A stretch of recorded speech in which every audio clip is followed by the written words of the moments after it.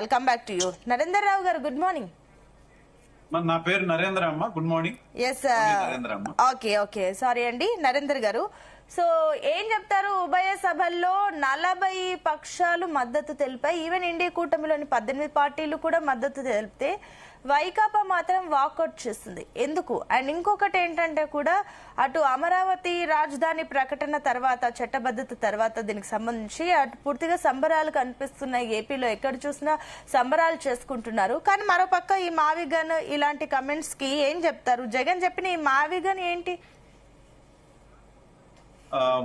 ముందుగా మీకు అలానే ప్యానెల్లో ఉన్న పెద్దలకి, తులసిరెడ్డి గారికి అట్లా అందరికీ కూడా, సిటీవీ ప్రేక్షకులందరికీ గుడ్ మార్నింగ్ అండి. గుడ్ మార్నింగ్ అండి, చెప్పండి. ఒకటండి, మనం ఏదైనా కూడా ప్రాక్టికల్ గా పాసిబుల్ అయ్యేది ఏదైనా మాట్లాడుకుంటే బాగుంటది అనేది పెద్దలకి అందరికి తెలిసి కూడా ఏంటంటే అదేదో పెద్ద సాధించేశాము అంటే నా బ్రాండ్ ఒకటి ఉంది ఇక్కడ అని క్రియేట్ చేసుకోవడానికి తప్పించి ఇప్పటి వరకు కొత్తగా ఫామ్ అయిన రాష్ట్రాలు, వాళ్ళది ఛత్తీస్గఢ్ కానివ్వండి, జార్ఖండ్ కానివ్వండి, ఏదైనా కూడా ఎక్కడైనా క్యాపిటల్ అనే దానికి చట్టబద్ధత మీకు కేంద్రంగా అంటే ఎక్కడన్నా కానీ ఆమోదం జరగడం, తీసుకోవడం అనేది జరిగిందా? సీనియర్లు చాలా మంది ఉన్నారు మాట్లాడుతున్నాం. ఇందాక రాంగోపాల్ రెడ్డి గారు అంటున్నారు తుగ్లక్ పాలన. ఎందుకు ఆ నోరు పారేసుకోవడం దేనికో నాకు అర్థం కావట్లేదు. ఎందుకు పెద్దలు మీరు మీకున్న హోదాకి మామూలుగా మాట్లాడచ్చు. నాకు తెలిసి మాట్లాడటానికి ఎంతసేపు అండి, ఎన్ని మాటలు మాట్లాడచ్చు?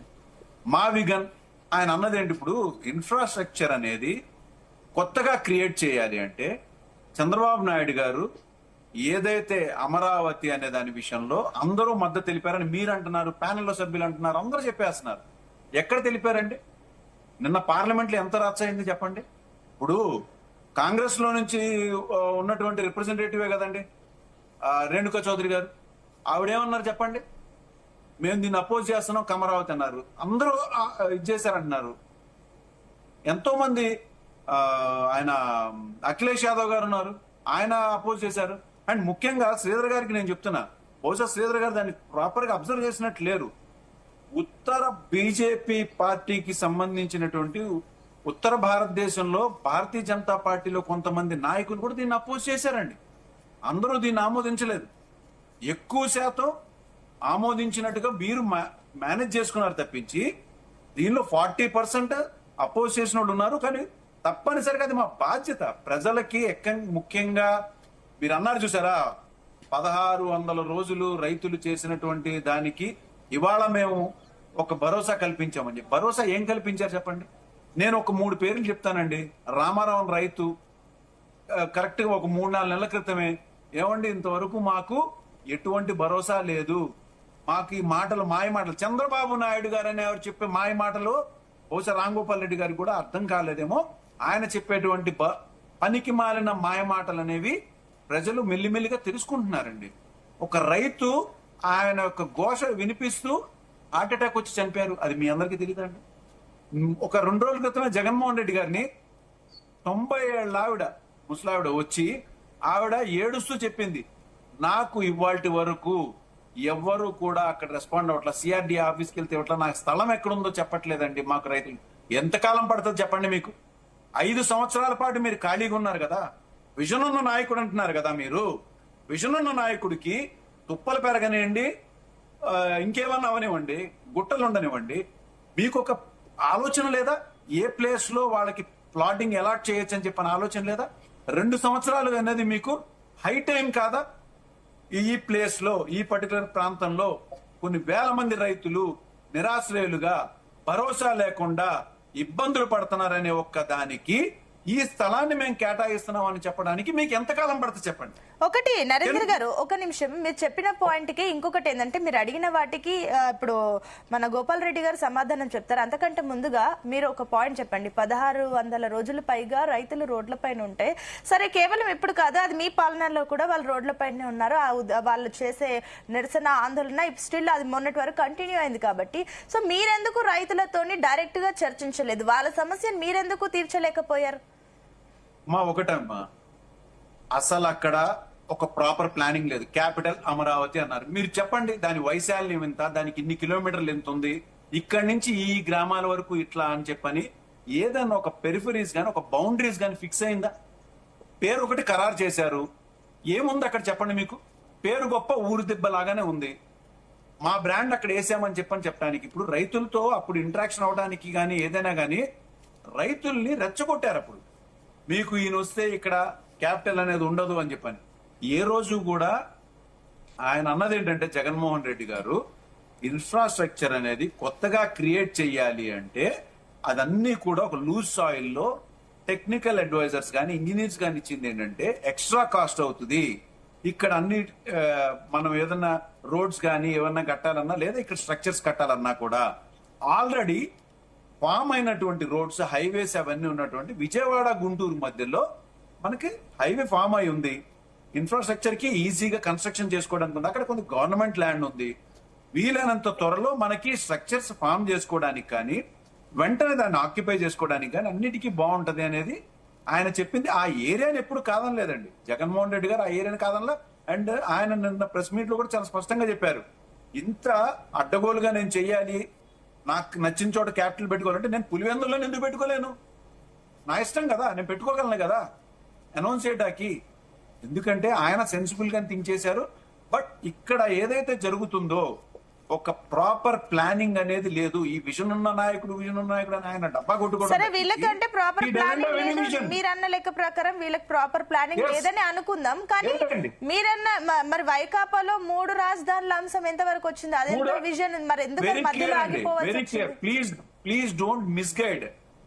ఎప్పుడు కూడా జగన్మోహన్ రెడ్డి గారు 3 రాజధానులని ఏ రోజు అనలేదు. ఆయన అన్నది ఏంటంటే పాలనా రాజధాని తప్పనిసరిగా మీరు అన్నట్టుగా మీరందరూ కూడా ఆమోదిస్తున్నట్టుగా majority of the people accept చేస్తున్నట్టుగా అమరావతిని ఉంచుదాం.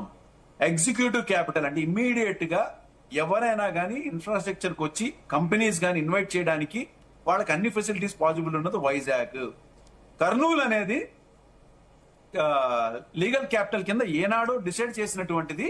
అది ఎంతో ముందే మాటిచ్చారు కాబట్టి తప్పనిసరిగా అక్కడ నరేంద్ర గారు కర్నూలు రాజధాని అని చెప్పి కనీసము కర్నూలు రాజధాని పెట్టాలని చెప్పి సుప్రీంకోర్టు గానీ కేంద్ర ప్రభుత్వానికి కానీ రాష్ట్ర హైకోర్టు గానీ ఒక లెటర్ రాశారా అప్పుడు ముఖ్యమంత్రి? ఒక్క నిమిషం అండి, రాయాల్సిన అవసరం ఏముందండి? ఇప్పుడు కాకుండా వచ్చేసి కోర్టు అక్కడ ఏంటండి, ఇప్పుడు కొత్తగా ఫామ్ అయిన రాష్ట్రాలకి ఎక్కడ ఆమోదం ఉందో మీకు తెలుసా అండి? మీకు ఎక్కడైనా ఆమోదం చేశారా? ఈ విధంగా మనకి లేదండి. ఇక్కడ రాజధాని పెట్టుకుని వాళ్ళు మాట్లాడలేదు. ప్రత్యేకమైన పరిస్థితులు స్వాతంత్రం వచ్చిన తర్వాత ప్రత్యేకమైన పరిస్థితి ఒక ఆంధ్రప్రదేశ్ ముఖ్యమంత్రి రామ్ గోపాల్ రెడ్డి గారు చెప్పండి. నరేందర్ గారు మీ పాయింట్ కంక్లూడ్ చేయండి. సార్ ఒక్కడేనండి, ఇప్పుడు ఆయన ఏమంటున్నారు, నా ఇష్టం వచ్చిన చోట పెట్టుకుంటున్నానని. ఇదే చంద్రబాబు నాయుడు గారు ఎన్ని చోట్లకి క్యాపిటల్ అనౌన్స్ చేశారండి? బహుశా ఆయనకి తెలీదా? ఫస్ట్ వచ్చేసి ఒంగోలు దగ్గర అన్నారా, మళ్ళీ అక్కడి నుంచి తీసుకొచ్చి నూజివీడి దగ్గర అన్నారా, మళ్ళీ ఫస్ట్ తర్వాత విజయవాడ మంగళగిరి. మరి మీరెందుకు మార్చారు? Why don't you have clarity?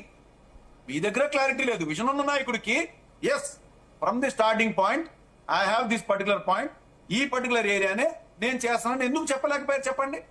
Real estate దందా చేసుకున్నారు. వాళ్ళకి ఎవరెవరికైతే ఉపయోగపడుతుందో అక్కడ కొంత డైవర్షన్స్ ఆఫ్ ఫండ్స్ అన్ని చేసుకున్నాక చివరాఖరికి ఎక్కువ శాతం రేణుకా చౌదరి గారు చెప్పినట్టుగా అమరావతిగా అక్కడ ఎక్కువ శాతం వాళ్ళ సామాజిక వర్గానికి ఉపయోగపడే విధంగా చేశారు తప్పించి ఇది మేమన్న మాటలు కాదు. ఏ రోజు మా దగ్గర నుంచి రాలా. అండ్ ముఖ్యంగా కాంగ్రెస్ నుంచి విపరీతమైనటువంటి తులసిరెడ్డి గారు చెప్తున్నారు, మేము కూడా స్టాండ్ మీద ఉన్నాం. కానీ మాక్సిమం కాంగ్రెస్ నుంచి నిన్న రిప్రజెంటేషన్ పార్లమెంట్ లో కూడా ఏమని ఉంది అంటే ఇది మేము యాక్సెప్ట్ చేయము. అఖిలేష్ యాదవ్ గారు అయితే చాలా స్పష్టంగా చెప్పారు, దీనిలో పెద్ద స్కామ్ ఉందండి సార్. ఒకటి పర్ ఏకర్కి వచ్చేసేసి ఇన్ఫ్రాస్ట్రక్చర్ కాస్ట్ ఏదైతే ల్యాండ్, సేవరేజ్, వాటర్, కరెంట్ వీటికి ఇచ్చినటువంటి మేమివ్వాల. చంద్రబాబు నాయుడు గారు ఇచ్చిన బడ్జెట్ ఏంటండి? పర్ ఏకర్ వచ్చేసి 2 crores.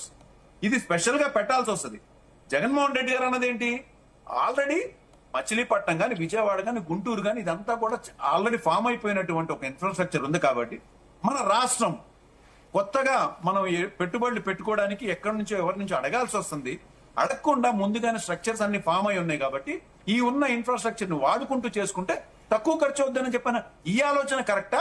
మీరు చేస్తున్న ఆలోచన కరెక్టా అండి? ఇది ఆయన అందరూ ఇప్పుడు మావిగా నన్ను పెట్టమన్నారు పేరు. అంటే ఉన్న పేర్లని బట్టి మీరు పెట్టుకోండి. మీ ఆలోచన ఉంది, మీ అవకాశం ఉంది. అంతేగాని ఏమీ లేనటువంటి ఆలోచన రోడ్లు, చేయాల్సింది అది. ఏమీ లేనటువంటి విశాఖపట్నం కన్నులు అని చెప్పుకోకుండా మావిగన్ అనే ఆలోచన అయితే బాగుంటుందని ప్రజల మీద ఒక డిబేట్ పెట్టాల్సింది, ఇది బెటర్ కదా అని. ఓకే డిమాండ్ ఒక్క ఏమంటే నిమిషం. 30,000 ఎకరాలు సేకరణ, సార్, ఒకటి 30,000 ఎకరాలు ఒకటండి. కలుపుకొని డిమాండ్ ఎందుకండి? ఇదంతా కూడా డిమాండ్ ఎందుకు? మావిగన్ అని పెడదామని చెప్పి ఒక డిబేట్ చేయాల్సింది అప్పుడే.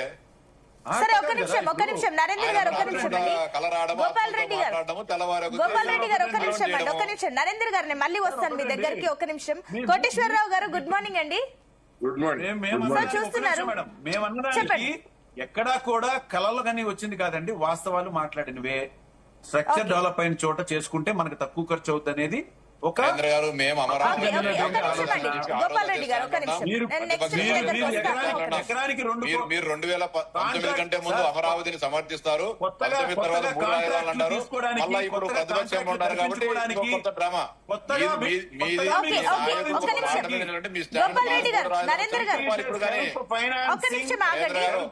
మీ నాయకుడు మాట తప్పడు మనవ తిప్పడు కదా.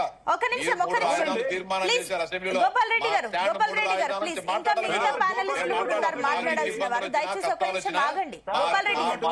అక్కడ మా ఉన్నటువంటి నిర్ణయం పరిస్థితులను అమరావతి బట్టి ఏకైక రాజధాని చెప్పాం. బాగుంటది. మీరెందుకు మూడు రాజధానులు స్టాండ్ రైట్ పట్టుకొని రైట్ మీరు? రైట్ ఒక్క నిమిషం. గోపాల్ రెడ్డి గారు, నరేంద్ర గారు ప్లీజ్ వెయిట్, ప్లీజ్ వెయిట్. మేము అమరావతికి మళ్ళీ మీకు సమయం ఇస్తాను. ఒక్క నిమిషం ఆగండి. ప్లీజ్ సంయమనం పాటించండి దయచేసి. ఒక్క నిమిషం ఆగండి. ఎస్ కోటేశ్వరరావు గారు, సో Yeah. ఇప్పుడు